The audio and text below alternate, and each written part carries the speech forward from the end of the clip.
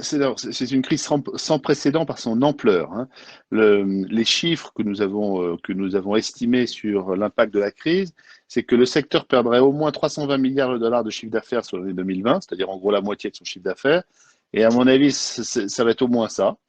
Deuxièmement, que nous allions brûler en trésorerie, en cash, 61 milliards de dollars juste sur le deuxième trimestre 2020 et que le nombre d'emplois qui dépendent directement ou indirectement du transport aérien, donc c'est assez large, Mhm. et qui étaient mis en danger par la crise du Covid-19 et son impact sur le transport aérien, c'était 25 millions d'emplois. Donc les ordres de grandeur sont absolument gigantesques.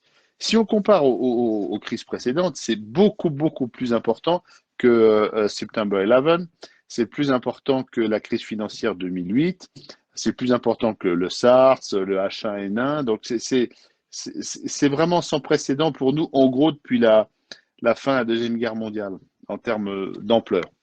Et c'est principalement le résultat, non pas d'une crise économique au sens que comment dire, l'origine serait économique, une dépression économique, une récession, etc., ou, euh, ou l'augmentation du prix du pétrole.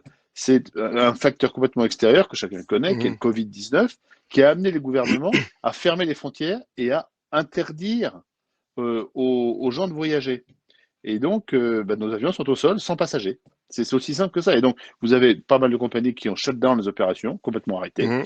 Et puis, vous avez une compagnie normale, si je puis dire, dans ces moments complètement exceptionnels, elle a 90%, voire 95% de ses avions au sol.